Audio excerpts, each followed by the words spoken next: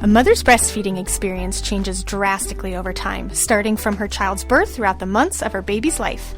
Today we continue our conversation in our series called Breastfeeding Expectations. Over the next 12 months, we will follow 3 mothers along their breastfeeding journeys, learning how they cope with breastfeeding challenges and settle into a breastfeeding rhythm with their babies. This is The Boob Group, episode 19. Breast milk, it does a baby good. Silly daddy, boobs are for babies. I make milk. What's your superpower? If my breastfeeding offends you, put a blanket over your head. Dairy diva. Don't be lactose intolerant. Nursing nature's own breast enhancement. Meals on heels. Whoever said there's no use crying over spilled milk never had to pump. Breast milk. All others are inferior. Whatever your point of view, we're here to support your breastfeeding goals. We're the Boob Group, because mothers know breast. Welcome to the Boob Group, broadcasting from the Birth Education Center of San Diego. I'm your host, Robin Kaplan. I'm also a certified lactation consultant and owner of the San Diego Breastfeeding Center. At the Boob Group, we're your online support group for all things related to breastfeeding. Are you a Pinterest lover? Did you know that we tag all of our new Mommy Media shows on our Pinterest boards? We love tagging our favorite articles and photos, so stop by and enjoy. Also, if you happen to hear any clicking during this episode today, we actually have a fantastic photographer in our studio today. And so if you're interested in learning more about Katie, her website is San Diego Birth Photographer. And also, if you'd like to see some of our behind-the-scenes photos, check out our Facebook page. So now it's time for me to introduce our lovely new moms who will be following for now the next 10 months. Ladies, would you please introduce yourselves? Jennifer Oliver. I am 33. I'll be 34 on Tuesday. I work in arts education administration. I have 2 kids. Fiona is 2.5, and Bryson is 10 weeks. I'm Annie Hall, and I am 36. I'm an architect and newly just gone back to work. We can talk about that later. We will be. I have one daughter. She's 3 months old. She's Eleanor, and that's it. Hi, I'm Cherry Christensen. I'm 31, and I work in consumer research, and I have one little girl. Her name is Callie, and she is 9 weeks old. And our babies are also in the studio today, so if you happen to hear any lip smacking or little squawking, they could be enjoying lunch or telling us that they want to have a little conversation or anything. Let's kick off today's episode with some unbelievable breastfeeding stories making headlines around the internet. All of these stories are posted on the Boob Group Pinterest board if you'd like to check them out.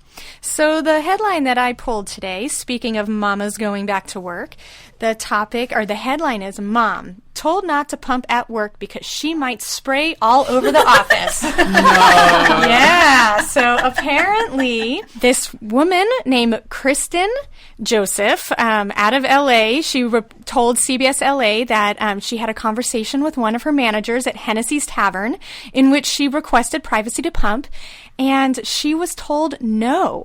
Her manager told her that he thought it was disgusting. He said he didn't want me to spray all over his office.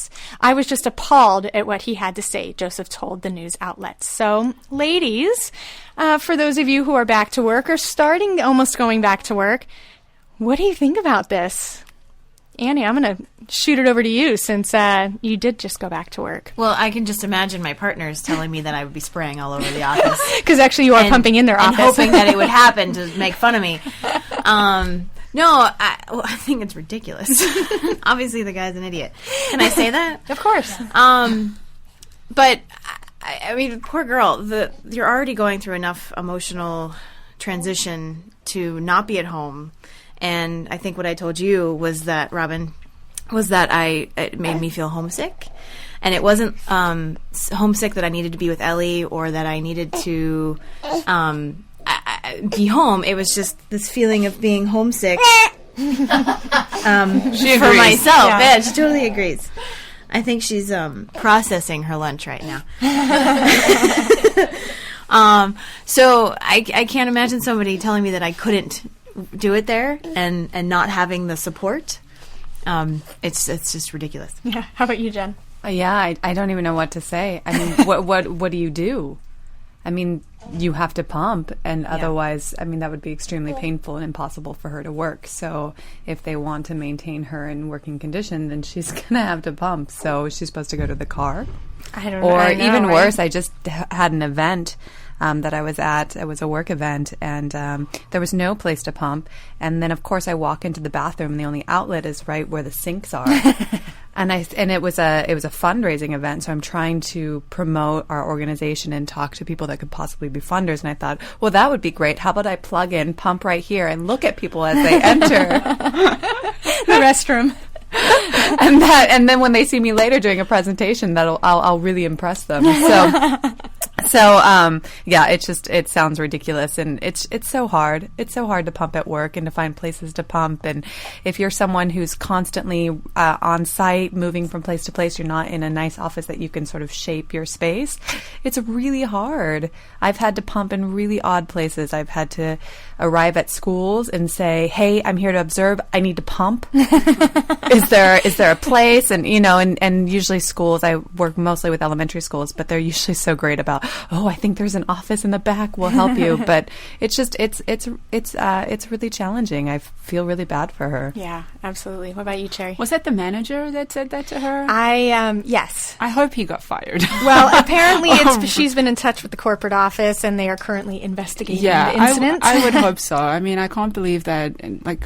I'm still amazed when I find people who don't know that it's illegal to tell someone that they can't, breastfeed in public, or to deny someone their right to go and do that. I guess now it's just all I think about, so it's so much more on my mind. Maybe I would have been more oblivious about it a couple of years ago, but I wonder if this guy's married and has children. Yeah, I probably not. I don't know. I just find it really offensive that he would tell her, "That's disgusting. You can't do that," because I find his behavior disgusting. Absolutely.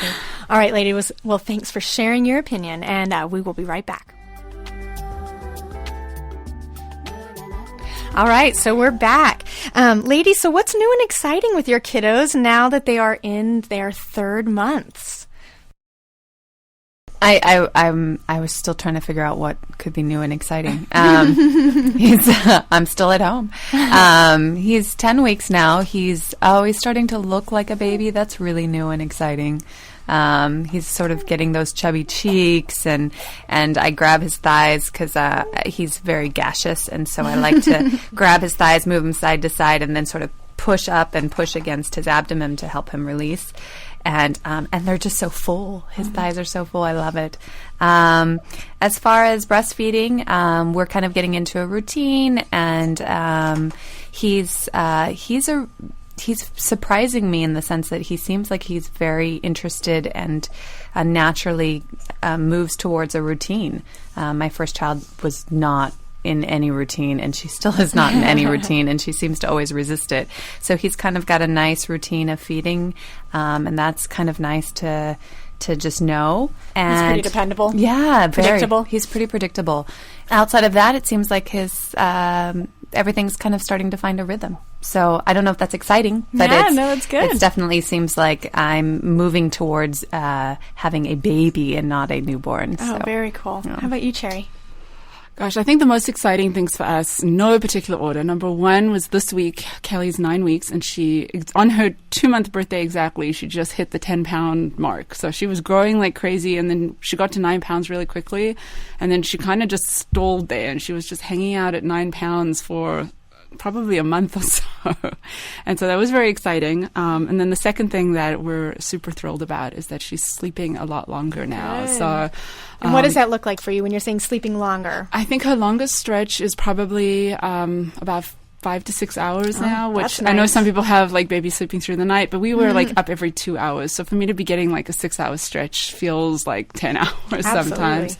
But we're still co-sleeping, and I'm nursing her, doing a lot of side lying. And so I find that sometimes we'll get into bed and be in bed for 10 hours, and I may nurse her 2 or 3 times in the night, but I don't actually physically have to wake up. And I kind of learned that, we had this little routine where she'd wake up and we'd go change her diaper, and now we've just scratched that. And before she even fully wakes up, I just kind of put her on my breast, and she'll nurse, and she kind of, sometimes she doesn't even really wake up. And if she does, she goes right back to sleep. So that's pretty fantastic. And then great.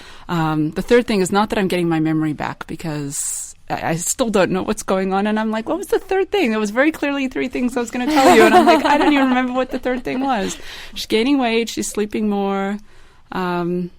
Oh, I know what it is. And we're getting a lot more smiles. Not the kind of like gassy smiles, more like the reactive, like I'll make little faces at her and she kind of makes them back at me. And so it's kind of fun and exciting just to see her more interactive. It's kind of like what you were saying, Jen, about being more of a baby than a kind of sort of helpless newborn. So very exciting. Annie, how about you? Well, she's still eating. Currently. As she's currently eating. I think one of the really fun, exciting things is that now it's just starting to get fun as opposed to scary. And then enter in the factor of work. So we're juggling a whole new part of life that we've never experienced before as a couple. But she is smiling and starting to make her coo sounds and starting to kind of talk and have a personality. And that's really fun. And I think that with breastfeeding at 3 months, it's starting to sort of we're figuring each other out. She's figuring it out. My body is figuring it out. So it feels really good to be where we are right now. Cool. And kind of getting into that, too, about the breastfeeding. So I know that, Annie and Cherry, you both have been dealing with vasospasms and kind of painful breastfeeding or lingering after breastfeeding. And so has that started to resolve yet, Cherry? For me, it has. It definitely has. I didn't even realize that it had gotten better. I think part of me just kind of got used to the pain and got used to a lot of the things that were going on and just kind of becomes normal and you just accept it. And then one day I realized, I was like, wow, wait, it's been a couple days since I've had any of those spasms. And I was trying to remember when the last time was, and I realized it had been over a week. Oh, wow. And so that's fantastic. And so it's a little bit hard to know why it kind of resolved itself, just because I kind of hit the ground running very aggressively. There were issues, and I didn't want to let them linger. And so I kind of took a lot of the recommendations that you gave me, Robin, and we were doing magnesium supplements, vitamin B6. I got the giant wool breast pads to keep them warm. I cut out doing a lot of the things that other people had recommended to me.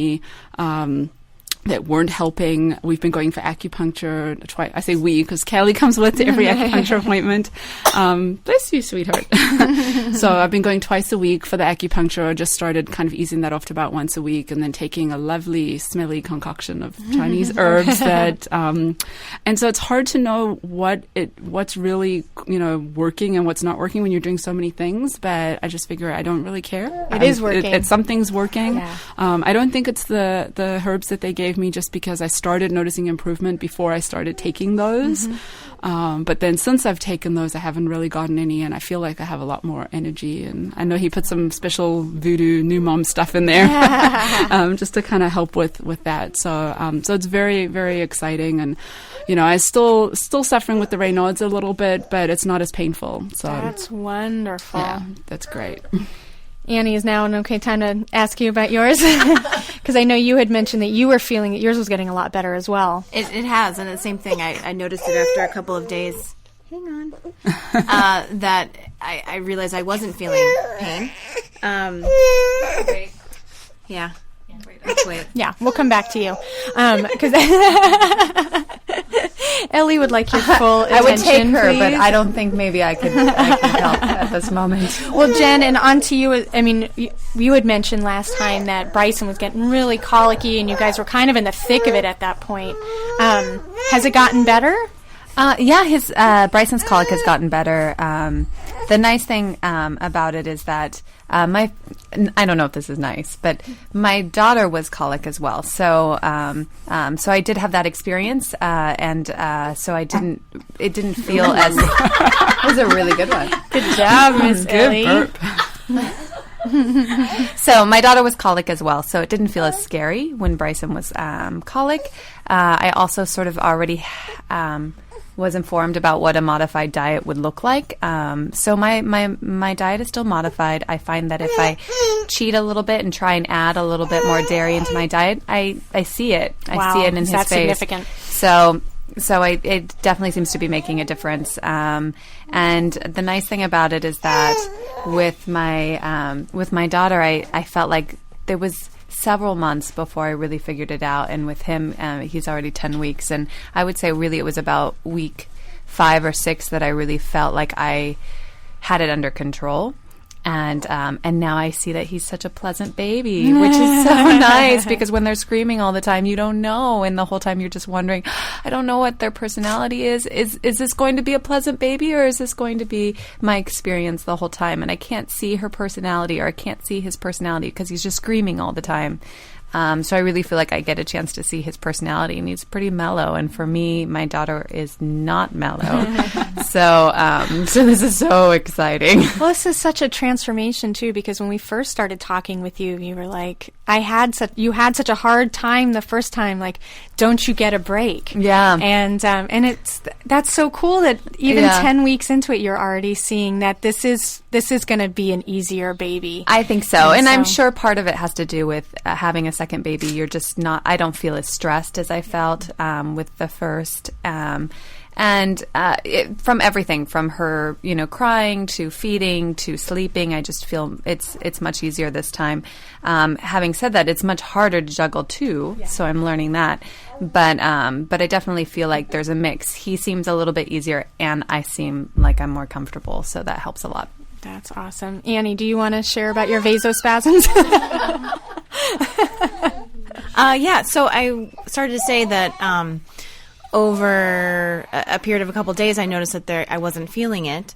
And then I think what was happening was because I was pumping, it was giving the breast a break from her suck.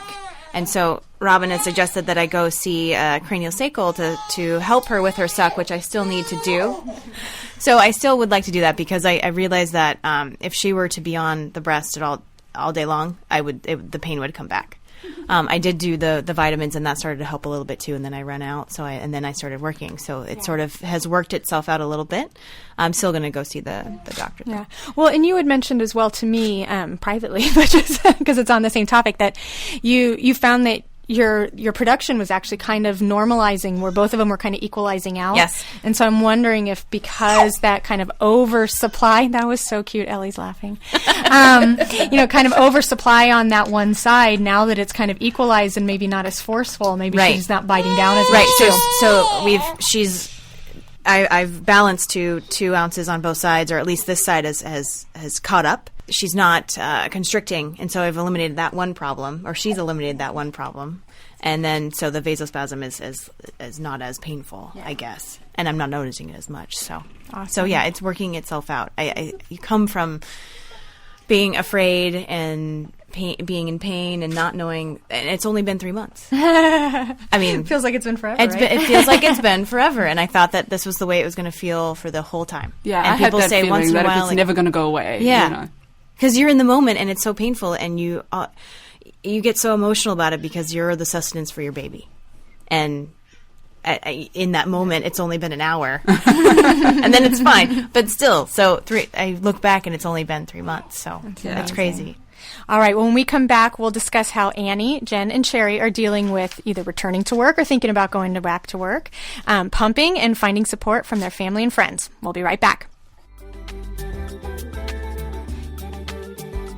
All right, so we're back, and during our break, Cherry said that she had an awesome record of breastfeeding in public multiple times in one day, and so would you like to share your record, please? Sure, why not? I think it's just, a little nerve-wracking at first, and I was a bit uncomfortable with it, and then it kind of was nice timing. I don't remember when this was. When was breastfeeding week? Was that? About 3 weeks ago. 3 weeks ago, okay. So Callie was only a little over a month at the time, but there was one day, I think it was actually the first day of breastfeeding week, where we had a bunch of different appointments to run, and I knew that this was going to be the day that I was just going to kind of have to suck it up and nurse her in public. And I never ever bought a cover because I thought to myself, I'm not going to need one. And of course, the first time I did it, I felt really self-conscious. And then I just decided, you know what, like, to hell with it. I've got to do this, and we're going to be breastfeeding for a long time, and it's going to be a long time at home if I'm not comfortable nursing outside the house. And so I literally nursed her every single place that we went. And then it kind of became this thing that but I wanted to try and see how many different places I could nurse her in one day. And so we got her birth certificate. And so we started off at the Office of Vital Records. Nice. And then we had a doctor's appointment, and we went out for lunch. So we nursed at the restaurant, we nursed at the beach, we went to a bar for happy hour. Nice. So my husband could finally get a beer since there's been no beer in the house forever. I nursed her there. There was a table of little kids sitting next to us. So their parents were at a separate table, and they had put all the kids at one table. And there was a little girl at the table just staring and staring. And it was pretty clear she'd probably never seen someone breastfeed before. I don't think she had the faintest idea what exactly the baby was doing. I don't know how old she was, probably 6 or 7. But it was pretty cool. And that in that one day, kind of all of my nerves, all of any sort of discomfort that I might have felt was just gone. You know, it was like, all right, I can do this. There isn't anywhere I haven't done this yet, so I can do this now. That's awesome. All right, so I'd like to talk with you guys about your return to work. What's been the most well, first of all, who's returned to work? Jen, you've returned to work. Annie's returned to work. And Sherry, when are you returning? I'm going back in 2 months. Okay, in 2 months. So, Jen, what's been the most difficult part about returning to work? So I guess the most difficult thing about returning to work for me has been, there's been a few different episodes that stand out to me right now. One being, I'm teaching classes in the evening from 6 to 9 p.m. and I need to prepare for those classes, but I don't really have arranged care for that. So I'm finding that trying to find time with a 2.5-year-old and an infant to prep for those classes is really hard. And the first day or so, I just felt so unprepared and so flustered. And then one day I've had to bring him into class a couple times. And one day in particular, I just found like when I didn't have him, I was rushing. Like I was rushing to get information out. I was rushing to help people. And then when I had him, I was so distracted. So trying to have him with me was really difficult. So trying to balance that. And then the other piece that's really interesting is that I have a mother and father-in-law who come over to watch Bryson while I'm at one of the classes. And there's something about leaving him with my mother is easier because I feel like I'm imposing because there's 2 kids and it seems like a lot, and it's in the evening and it's their bedtime, so it's a lot to ask. But when it's my husband's parents, it feels so awkward. I feel bad about it. I feel like they're not happy about me leaving. It's just this really awkward feeling of having to ask somebody else for help and it not being ideal, and that it is hard. Evening times are really hard with 2 little ones. So that's what's standing out to me right now as being really difficult. Aside from trying to, yeah, I know. Aside from trying to pump in a bathroom in a public area, other than that, it's going. How about you, Annie? What's been the most difficult part about returning to work and leaving your little lady? I think initially the most difficult part was pumping and finding a comfortable space to pump in. Where were you pumping? I'm pumping in my office, which doesn't have doors or a ceiling and looks directly out to the front door. Wait, so how is this working? We need details. I didn't fight for the right office is the answer that I've learned. Because we recently remodeled and moved into this new space, and that's the office I got, and I didn't think about that was going to be the first office anybody would see while I was pumping. So I went back before there were doors and coverage, and so I would face the wall like I was doing something wrong. And that's probably why I started feeling homesick, because I here I am in this space that's people just come in and out, and they don't care that I'm pumping life, like that's what it felt like. So the doors finally have been put on, and we put screens on them, so now it's completely covered, and so now I felt much better, but I still felt exposed, and we don't have locks, or there's still another door available to get into my space. So then I recently got a little hider for it, so now I feel much better. Now if anybody walks in the office, you're still covered. Because it's not just the act of pumping, but it's the actual paraphernalia. here's these big things that stick out. That stick seems out like a mile away from you when you're like trying to be conspicuous about it. And then when you take them off, they form the shape of a boob, right? So here's these things that everyone can see, and it's just it's not private, and I'm very private. And so I have two business partners who are men who are like my brothers, and so they jump at it. I feel like they would jump at every chance to poke fun, and they haven't, which is fantastic. But anyway, so that transition has been interesting, and other than that, I've been back part time, so it doesn't feel quite real yet because I know I'll be going back full time. And that, I think, is when it's going to set in that this transition is really that I'm working full-time and away from her. So what sort of hours are you working now part-time? Is it every day? I'm working... No, it's 20 hours for the week. And I'm also a part of the class that Jen is teaching Tuesdays and Thursday nights from 6 to 9. And I, too, the first couple of classes felt awkward and like I was in the wrong place. And now it's fine, but... so my hours are all over the place right now, so that's probably why it doesn't feel as awkward. But when I go back full time is definitely when it's going to be a challenge. Ladies, we haven't really talked much about support that you've needed from your partners and your family, and so have you noticed over the last couple of months that it has changed what you've needed from your partners with either breastfeeding, parenting, or anything involved postpartum?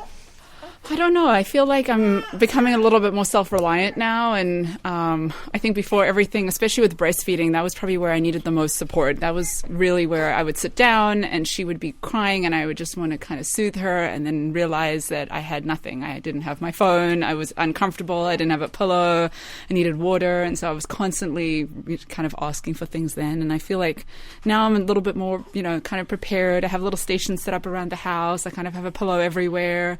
If I don't have a pillow, I'm kind of more used to it, and I figured out positions that I can kind of nurse in a bit more comfortably. So, and I just feel just in general, kind of, being 9 weeks postpartum, I just feel a lot more energy, and I'm up and about a lot more. I can make myself something to eat. I can make myself something to drink. So, definitely still relying on my husband a lot, but it's nice to not have to rely on him and to be able to do things for myself too. How about you, Jen? I think everything is still sort of similar to what it was a little while ago, which is that my husband is really in charge of entertaining the 2.5-year-old when he's home. So he works full time and he doesn't get home till after 6:37. And in which case I find that I really want to check out at 6:30 and 7, and I want to hand the baby, and the 2.5-year-old is in over there, go entertain her, and I'm going to go to the bathroom for a long time to do I don't know what. So I use the laundry as that excuse. I have to go do the laundry. I'm down in the garage for like 30 minutes. Right. Right. I hate the laundry. I just need to go to the bathroom. That was a long bathroom visit. Yeah. So it's, I definitely find that I need that, and I'm thankful to have that. I'm also really thankful, too, because he comes home at lunch sometimes, and I'm able to kind of have help during that time. Other than that, I think I'm really dependent on my 2.5-year-old, actually. She's doing a really, really good job, but she needs to ignore him when he's screaming, and then she needs to be able to entertain herself when I have to feed him, and she needs to be able to accept the fact that sometimes I can't rush over and help her when she needs help. So she's doing a really phenomenal job, even though she's 2.5 and is really being 2.5. And throwing many temper tantrums a day, but I'm really proud of her. I think this is so hard, and she's become my partner at home. She's not extremely helpful in trying to help me with Bryson. In fact, usually I run in and find her sort of removing the blanket when he's trying to sleep, or touching his head, or something like that. And I always have to remind myself, don't ever leave her if you don't know where she is. He's fine because he's sleeping, but she, on the other hand. So that's probably the hard part about that. But I think more than anything, I'm thankful that I'm finding a rhythm and that it's working out. And Annie, how about you? What have you noticed? Has your need for Jessie's support been different over this past month compared to when Ellie was first born? Something that we touched on in the very beginning is Cherry said that you gave the assignment to your husband that he was, while you were feeding her, he was feeding you. Yeah. And I remember saying, oh, that's a good idea. And I didn't realize until Jesse went to work. He was out of work for, he was going to school but didn't start working for another month and a half. I didn't realize how much he was supporting me until he went back to work. And how natural it was for us to just hang out and be with her and him to go do something or for me to go do something because I would just hand her off. And so that support that I had the whole time, I didn't realize I had. And then now that we're in the 3-month mark and heading back to work, I'm transitioning emotionally into a different space. And I've never been here. And we recently had a conversation about some of the things that I've been feeling. And I didn't realize I was starting to have that conversation with him. And then he said, well, I've never done this before. Mm-hmm. And I went, oh, yeah. Okay, we've never done this before, and I needed that check-in, and because he won't just offer that information up unless I didn't realize we were having a check-in, and I needed that. So he's definitely been very supportive, and I don't realize how much he has been. So that's good. All right. Well, ladies, thank you so much for sharing your experiences with breastfeeding your babies and just parenting your babies during their first month of life. I just love the advice you're able to share every month, and I only wish we had more than 30 minutes because I always feel like we're rushing to finish catching up, but I really look forward to continuing our conversation in the next few months. Before we wrap things up today, here's Denise Altman with some nursing basics for the new mom. Hey there, Boob Group. My name is Denise Altman, and I am a private practice IDCLC, otherwise known as a registered lactation consultant. Private practice means I have my own business, and I specialize in prenatal education and breastfeeding support.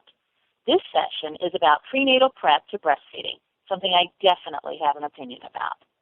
Have you thought about taking a breastfeeding class? Perhaps you've been reading books or checking websites all over the internet, talking to your friends, that sort of thing. However, a good breastfeeding class is a great way to prepare you for getting started. However, this is also something that you want to explore before actually signing up.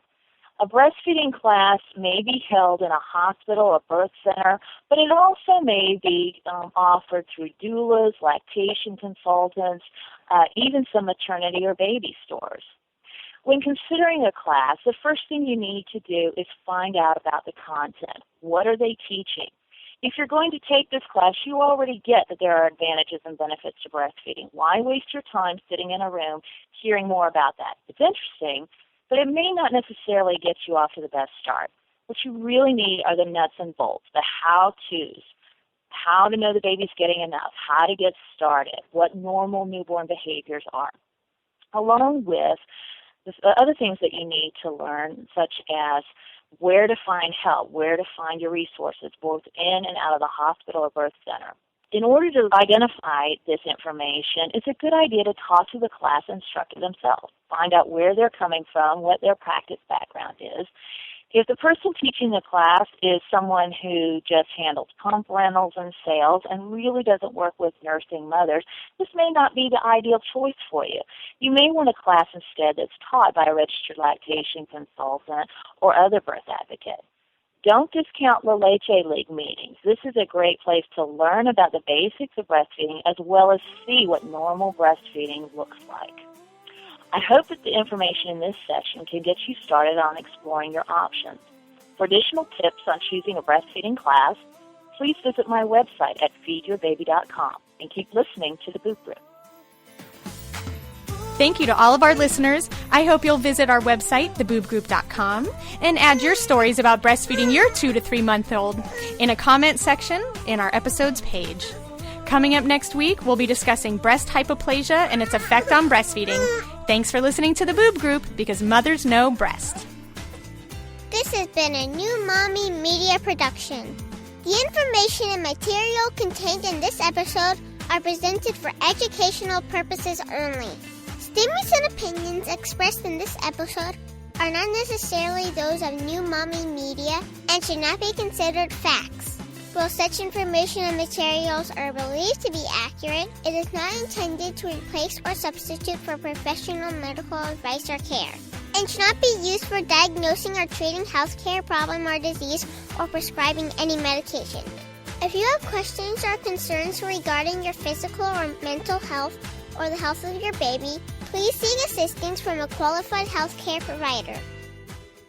Hey, mamas. Don't forget to check out Mighty Moms. It's our online community built for new moms just like you.